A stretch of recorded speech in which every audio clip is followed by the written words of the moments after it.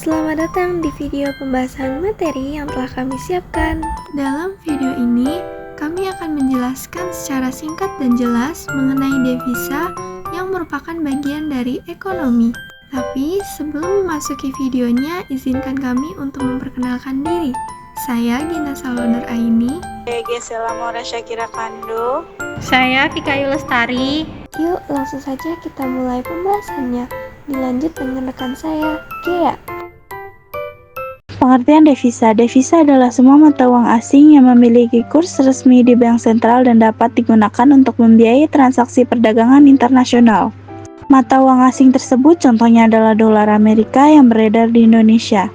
Devisa memiliki berbagai fungsi penting seperti fungsi pentingnya yang pertama ada sebagai alat tukar internasional, yang kedua alat pembayaran luar negeri seperti untuk impor barang atau jasa, yang ketiga sebagai alat stabilisasi nilai tukar mata uang, yang keempat sebagai sumber pendapatan negara, yang kelima sebagai alat transaksi hubungan luar negeri seperti diplomasi atau bantuan, dan yang terakhir sebagai alat pembayaran dalam bentuk cadangan devisa resmi atau cadangan devisa nasional. Devisa resmi. Cadangan devisa resmi adalah jumlah falas yang benar-benar menjadi milik Bank Sentral Bank Indonesia yang diperoleh dari pengurusan aktiva luar negeri bruto dan kewajiban tertentu. Kewajiban tersebut antara lain 1. Gross liability, yaitu kewajiban dalam falas dengan masa jatuhnya tempo sampai dengan 1 tahun.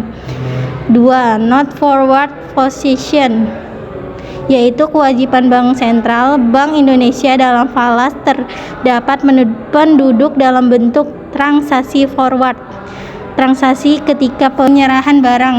Dan devisa nasional. Cadangan devisa nasional adalah seluruh devisa yang dimiliki oleh perorangan, badan atau lembaga, terutama perbankan yang secara moneter merupakan kekayaan nasional. Contohnya cadangan devisa yang dimiliki oleh Bank Umum Nasional. 1. Bank Umum Nasional adalah salah satu pihak yang memiliki dan menyimpan sebagian cadangan devisa nasional bersama dengan individu, badan usaha, dan lembaga keuangan lainnya. Sumber-sumber devisa.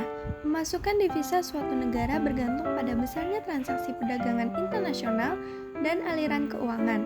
Sumber utama devisa adalah arus modal masuk neto dari investasi asing, pendapatan ekspor neto dari selisih ekspor dan impor barang atau jasa. sumber tambahan lainnya meliputi 1. Ekspor, 2. Pariwisata, 3. Pinjaman luar negeri, 4. Investasi asing, 5. Hadiah atau sumbangan luar negeri, 6. Pengirim uang dari TKI. Tujuan pengguna devisa. Devisa digunakan untuk membiayai berbagai transaksi internasional dan menjaga stabilitas ekonomi negara. Tujuan penggunaan devisa. 1. Membayar impor barang dan jasa. 2. Membayar cicilan utang luar negeri. 3. Cadangan pembayaran untuk impor yang akan datang. 4. Cadangan penopang nilai tukar rupiah. 5. Biaya yang diplomasi luar negeri. 6. Membiayai aktivitas luar negeri seperti misi, kebudayaan, dan kunjungan dinas. Devisa adalah valuta asing yang digunakan untuk membiayai transaksi perdagangan dan keuangan internasional. Devisa sangat penting bagi suatu negara karena berfungsi sebagai alat tukar internasional, sumber pendapatan negara, serta alat untuk menjaga stabilitas ekonomi. Devisa juga diperoleh dari berbagai sumber seperti hasil ekspor, investasi asing, pariwisata, pinjaman luar negeri, dan kiriman uang dari tenaga kerja di luar negeri. Sementara itu, penggunaannya meliputi pembayaran impor, pelunasan utang luar negeri, cadangan penyangga nilai tukar rupiah, dan pembiayaan kegiatan pemerintah di luar negeri. Dengan memiliki cadangan devisa yang cukup, suatu negara dapat menjaga kestabilan ekonomi makro dan memperkuat posisinya dalam perdagangan internasional. Materi yang kami bahas tadi diambil dari buku paket ekonomi kelas 11. Jadi teman-teman bisa cek langsung kalau mau lebih lengkap ya.